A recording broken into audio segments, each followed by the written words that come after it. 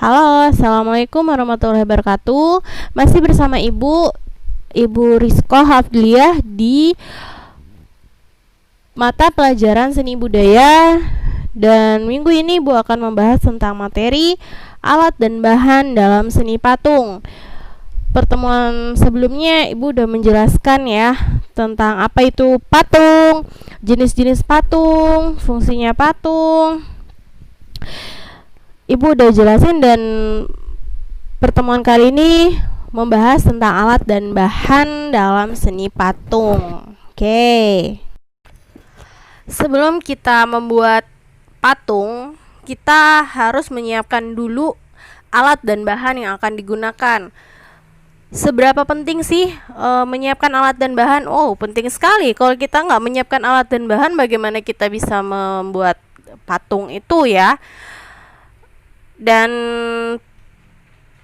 pembuatan patung itu sendiri, alat dan bahan memang benar-benar sangat diperhatikan karena sangat berpengaruh pada hasil yang akan dibentuk atau yang diinginkan.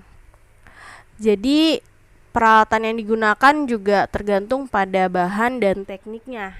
Jadi kita harus tahu dulu kita mau menggunakan teknik apa, alat dan bahannya juga harus benar-benar disiapkan. Jadi ada beberapa alat-alat yang biasa digunakan dalam mematung. Di antaranya itu ada butsir, meja putar, pahat, palu, tang, dan sendok adukan. Ini yang biasa digunakan dalam proses pembuatan patung. Butsir, yang pertama kita bahas dulu tentang butsir. Jadi itu ada contoh alat butsir atau sudip. Jadi butsir itu apa sih? Butsir itu yaitu semacam pisau atau alat sudip untuk mengukir bahan lunak. Nah, biasanya butsir ini terbuat dari kayu atau memiliki mata logam yang tumpul. Ada juga yang bermatakan kawat untuk memudahkan pembentukan bahan lunak. Nah, ini untuk mencongkel-congkelnya ya. Jadi ini bentuk-bentuknya bisa dilihat sendiri di foto yang Ibu tampilkan ini. Nah, ini adalah butsir. Yang kedua adalah meja putar. Meja putar. Ini meja putar ya. Ini meja putar ini adalah meja bundar yang dapat berputar ke segala arah untuk memudahkan dalam proses pembentukan atau pembuatan patung. Jadi si pematung ini tetap duduk dengan santai. Nah, jadi yang diputar itu adalah mejanya, bukan si pematungnya. Nah, fungsinya ini untuk lebih memudahkan dalam melihat atau mengontrol bentuk patung dari berbagai arah tanpa harus bergerak mengitari patung. Jadi tadi yang udah Ibu jelaskan, bukan pematungnya yang berputar, tapi cukup mejanya saja yang berputar. Nah, yang ketiga adalah pahat. Ini contoh gambar pahat alatnya ya. Jadi ini bentuknya. Nah, pahat ini digunakan untuk bahan sedang atau keras, untuk memahat atau mengurangi bahan keras sehingga membentuk objek yang diinginkan. Pahat terbuat dari logam keras yang tajam. Tersedia dalam berbagai mata pisau, digunakan dengan cara memalu pahat pada bahan patung. Jadi ini bentuknya ditukul-tukul ya pahatnya ini, karena hati-hati memegang pahat ini karena ujungnya tadi sangat tajam ya. Ini meski bukan runcing tapi bentuknya tuh tajam karena berfungsi tadi untuk membentuk bahan yang keras ya. Nah, kemudian yang keempat adalah palu. Palu ini buat apa sih gitu ya? Palunya buat memukul pahat tadi.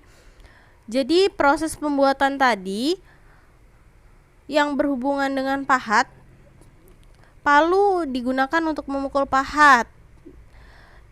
Untuk pahat ukir terbuat dari bahan kayu, sedangkan palu untuk pahat batu terbuat dari bahan logam. Jadi ada beda ya, alat pahat yang digunakan untuk yang terbuat dari bahan logam dan untuk terbuat dari bahan kayu. Yang kelima adalah tang. Nah, tang ini ditemukan di setiap rumah ya. Biasanya setiap rumah ada ini. Bapak ibu kalian pasti punya tang. Dan kalian pasti familiar ya sama tang ini. Jadi tang ini merupakan alat bentuk karya patung yang berguna untuk memotong dan mengikat kawat. Alat ini digunakan pada teknik assembling yang menggunakan bahan besi dan kawat. Jadi untuk mengencangkan ikatan kawat tadi atau untuk memotong ikatan kawat, inilah fungsinya tang ya. Tang sama semua tang yang ada di rumah kalian. Nah, sedangkan sendok adukan ini untuk mengambil adonan dan menempelkannya pada kerangka patung. Nih sendok, jadi adonan dari bahan yang udah dibuat tadi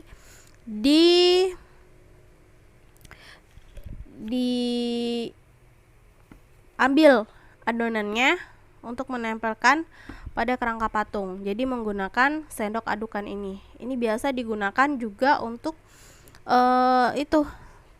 semen ya, untuk mengambil semen. Jadi sama fungsinya seperti itu juga untuk mengambil adonannya. Nah, kita masuk pada bahan membuat patung. Jadi bahan membuat patung ini sendiri dibagi menjadi beberapa bagian. Jadi ada bahan lunak, bahan sedang, bahan keras, bahan cor atau bahan cetak. Masing-masing ini berbeda ya jenisnya. Jadi tergantung dari membuat patungnya sendiri, tergantung pada bahan yang akan digunakan. Nah, jadi kalau bahan lunak itu yaitu bahan yang memiliki massa atau volume dapat digunakan untuk membuat patung seperti tanah liat, lilin, clay, hingga ke bahan khas atau alternatif seperti sabun. Nah, material yang digunakan pun cenderung empuk dan mudah dibentuk. Nah, sebelum menggunakan bahan lunak, perhatikan kelebihan dan kekurangan bahan lunak dulu. Seperti sabun, mudah dibentuk tetapi ukurannya kecil, sedangkan ada keterbatasan dalam berkarya yang lebih besar, termasuk tanah liat, harus cukup elastisnya. Jadi dilihat dulu ya, diperhatikan dulu kekurangan dan kelebihan setiap bahan yang akan digunakan tadi. Nah, untuk bahan sedang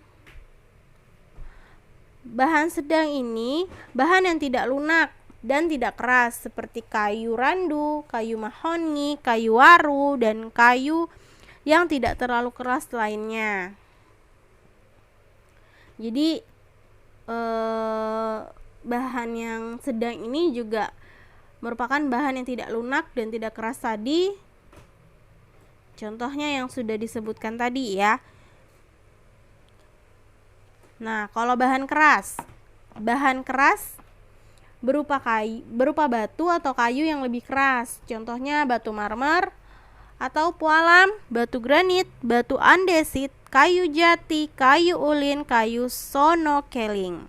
Nah, ini ada juga batu padas, terus kayu ulin.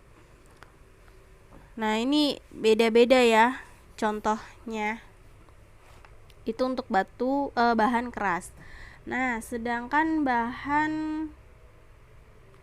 cor atau bahan cetak yaitu bahan yang cair, serbuk atau tidak padat, namun dapat menjadi keras dalam waktu tertentu atau ketika diproses lebih lanjut. Nah, bahan cor ini meliputi semen, pasir, gips logam, emas, timah, bahan kimia seperti resin, fiber, dan lain-lain. Nah, untuk membuat ini diperlukan alat-alatnya seperti gergaji, kapak, gerindra, atau alat lain yang bisa untuk membuat atau membentuk dari bahan cetak itu tadi ya. Nah, itu tadi nak ya, bahan dan alat yang digunakan atau yang dipersiapkan sebelum proses membuat patung. Ya, untuk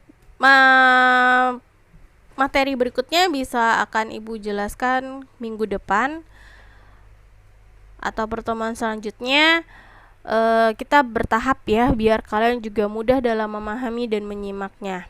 Oke, Ibu akhiri pertemuan kali ini. Semoga kita sehat selalu dalam lindungan Allah Subhanahu wa taala. Jangan lupa jaga jarak, jaga kesehatan, dan tetap menggunakan masker. Semoga kita segera bertemu dan bertatap muka agar bisa menjelaskan lebih detail dan lebih nyaman. Ya, billahi taufiq wal hidayah. Wassalamualaikum warahmatullahi wabarakatuh.